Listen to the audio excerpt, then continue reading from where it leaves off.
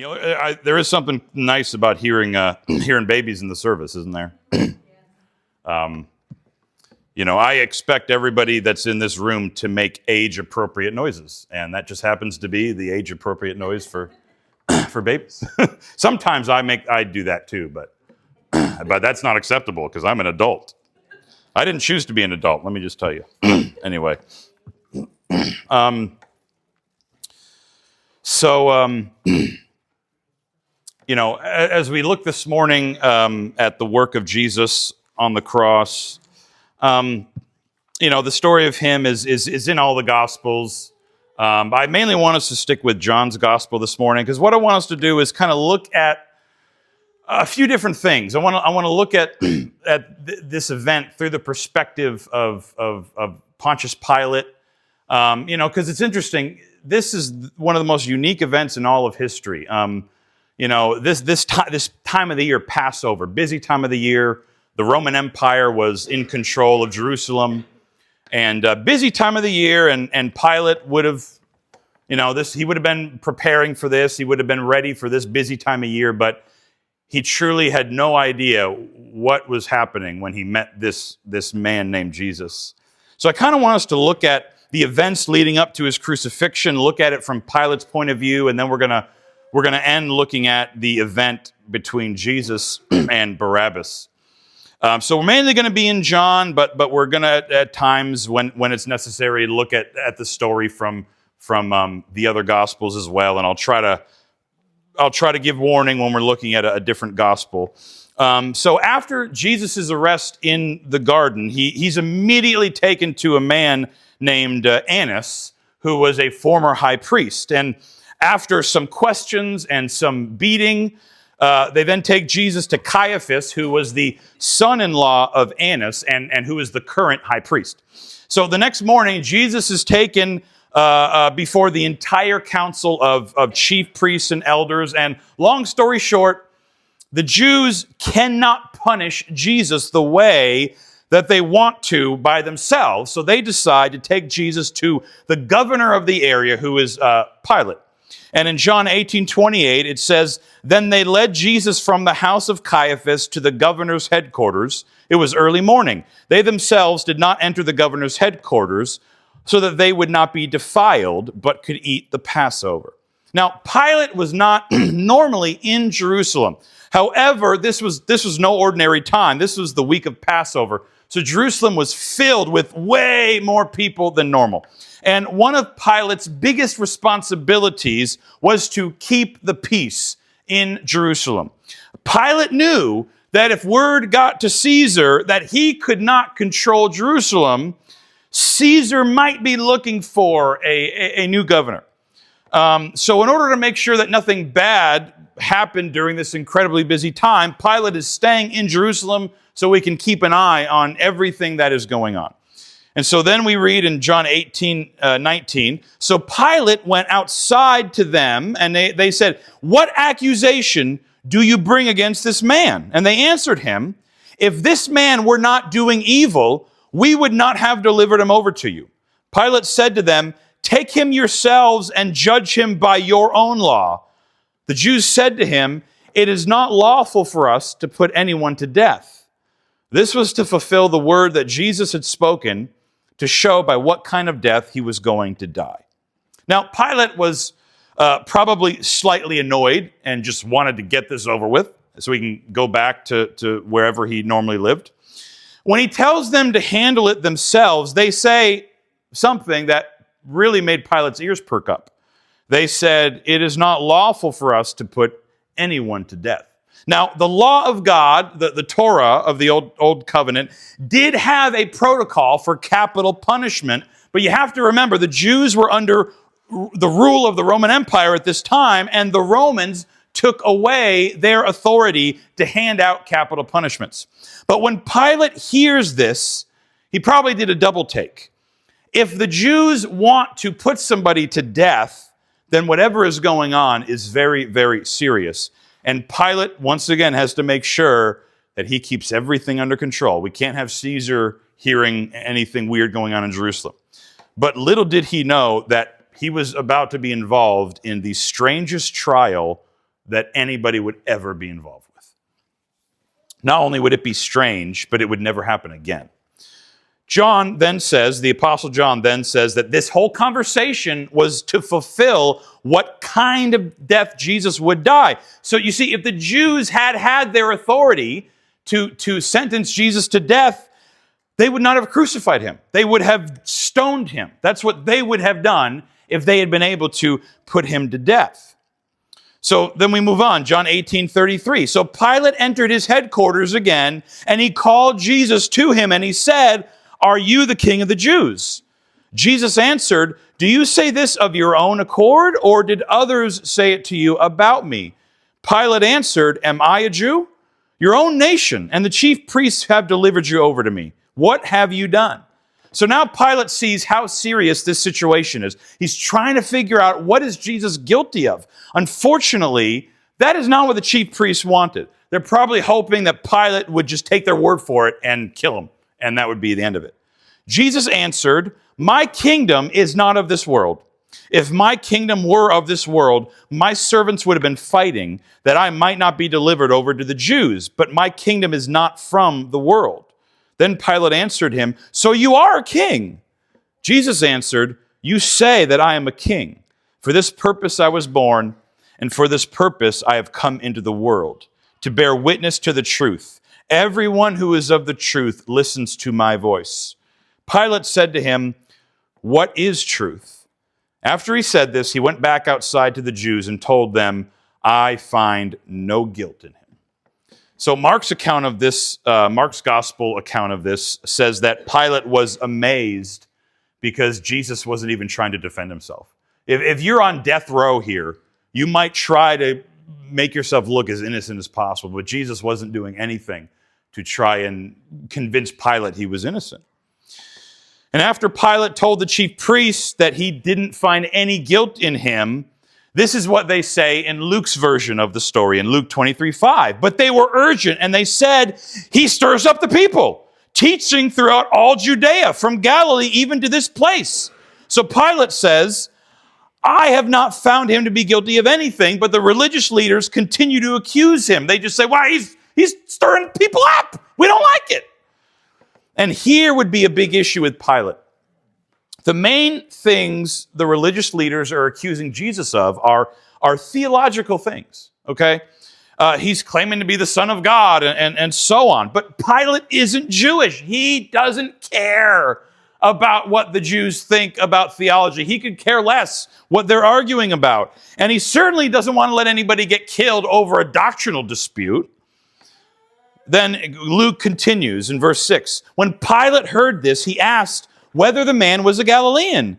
And when he learned that he belonged to Herod's jurisdiction, he sent him over to Herod, who was himself in Jerusalem at that time." What a loophole, you know?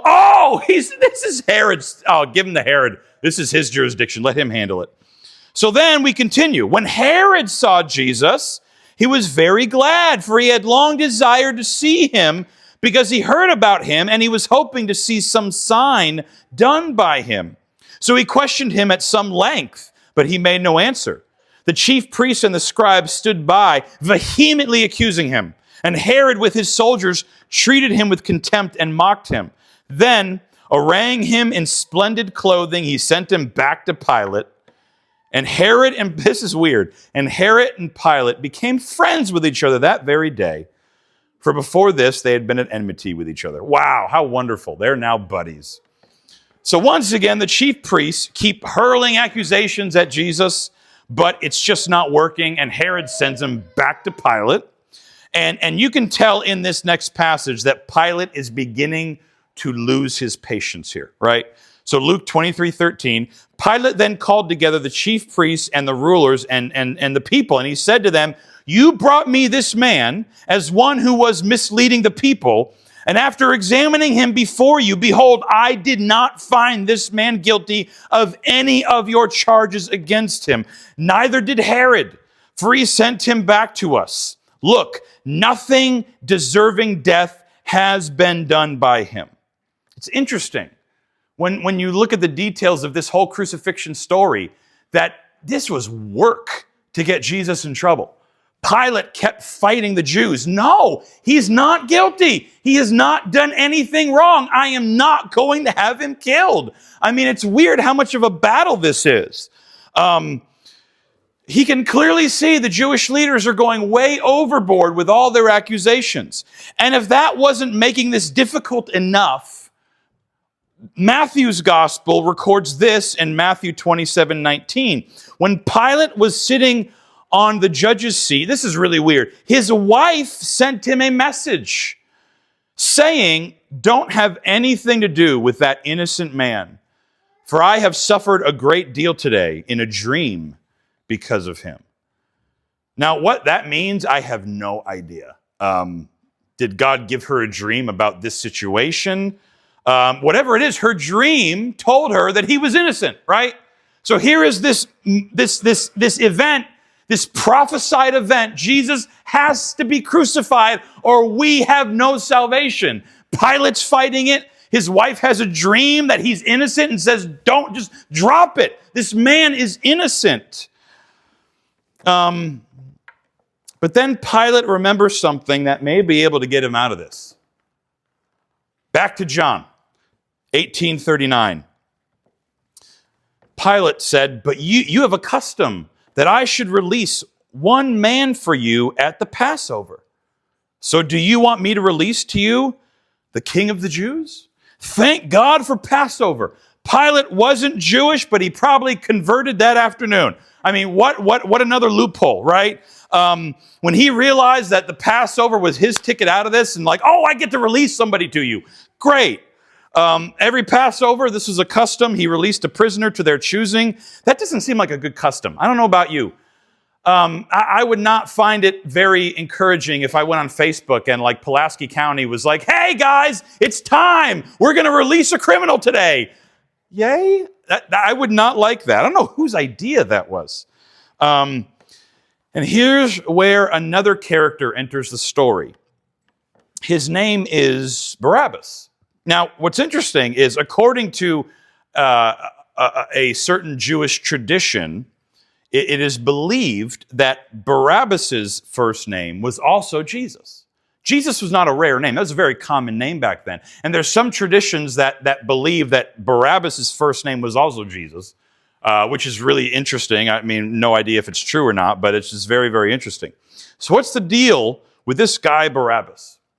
Well, according to the gospel accounts, it appears that Barabbas was part of a local resistance movement dedicated to overthrowing the Romans in Judea. Not only that, but he was also a murderer and a thief. Now, if we go back to Luke's account of this story, we read in Luke 23:16, Pilate says, "I will therefore punish Jesus and then release him." Now, Pilate knows that these religious leaders hate Jesus, but Barabbas has been caught red-handed leading a rebellion and murdering and stealing. Pilate assumes these guys got to take Jesus over Barabbas. There is no way they would choose Barabbas over Jesus. But then in Luke 23:18, they all cried out together, "Away with this man Jesus, release to us Barabbas." Then back to John 19, verse 1. Then Pilate took Jesus and flogged him. And the soldiers twisted together a crown of thorns and put it on his head and arrayed him in a purple robe. They came up to him saying, "Hail, King of the Jews," and beat him with their fists. Pilate went out again and said to them, "See, I am bringing him out to you that you may know that I find no guilt in him." So Jesus came out wearing the crown of thorns and the purple robe, and Pilate said to them, "Behold the man." So things are getting worse and worse for Pilate.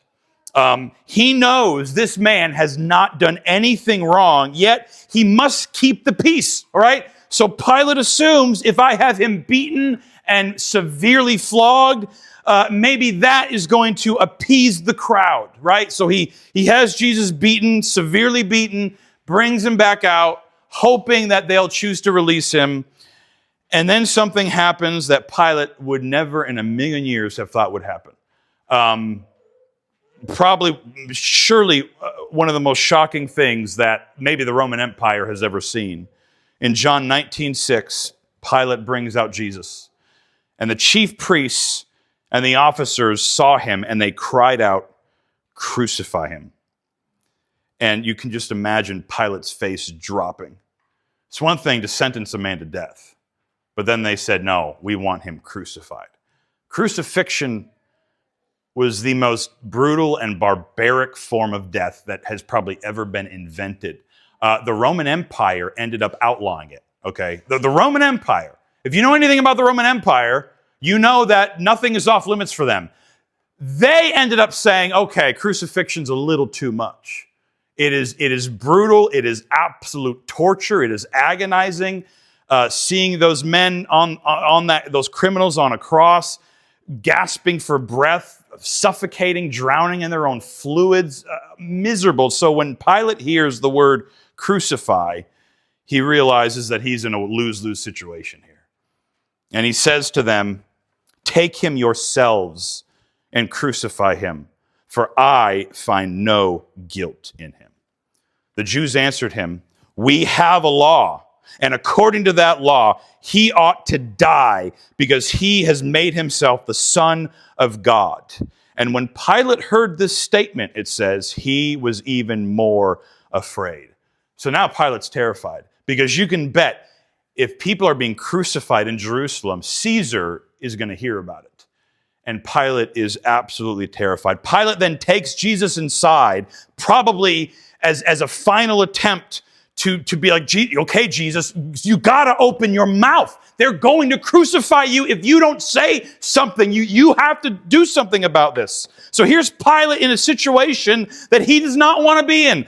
On one side, this man who doesn't say much, who's not defending himself, accused of crimes worthy of death, and Pilate knows he's innocent. And on the other side, you have this man Barabbas, a guilty man, a man who doesn't love God, who doesn't love other people. If he wants something you have, he will take it. If you are in his way, he will kill you. He only cares about himself. And yet the crowd says, let this guilty, self-centered, sinful man go and have Jesus take his place. The one who does nothing but heal the sick and love the outcasts. The one who feeds those that are hungry. The one who weeps with his friends when they're heartbroken. The one who loves his Father in heaven. And so it's a choice between those two. And they cry out, "Away with Jesus and give us Barabbas." And Jesus, seeing this, imagine how Jesus must have felt seeing them choose this wicked, horrific person. And Jesus doesn't stop it. He just lets it happen. And it's in that moment that we see the entire gospel message wrapped up right before Jesus dies. Because if you're wondering, well, how do we see that? Well, look at the name Barabbas and replace it with your name.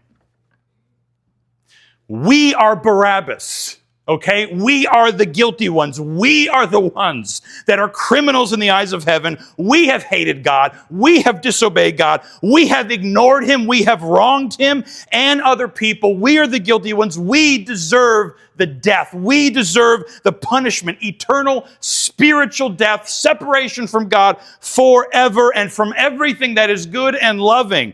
And no amount of apologizing is going to fix it. And here comes Jesus saying to us, I will take your place. I will bear the punishment you deserve. I will take the wrath of God in your place so that you can go totally free. God became a human right next to us and took your place. And the wrath of God that we all deserve, every human being that has ever been born deserves God's wrath for sin. Jesus stepped in and took it for you. And not only that, but Jesus then looks at us if we repent and trust in him, and if we're born again, he looks at us not as if I remember what you've done, but I'll let it slide. He looks at us as if we've never done anything wrong. He looks at us as if we've never sinned. He looks at us through the lens of the righteous life of Jesus. And so we're not treated as some sort of half family member who God always is going to hold our sin over head. Remember what you did that one time? He looks at us as holy and perfect in his sight through the blood of his Son. And so this morning, as we celebrate the death and resurrection of Jesus, let us remember the whole point of it was he took our place. He took what we deserve. And if we trust in him and turn from sin, we will become his children and have this new life, this eternal inheritance, to where we are heirs with Jesus, to where everything that belongs to Jesus now belongs to us through his blood.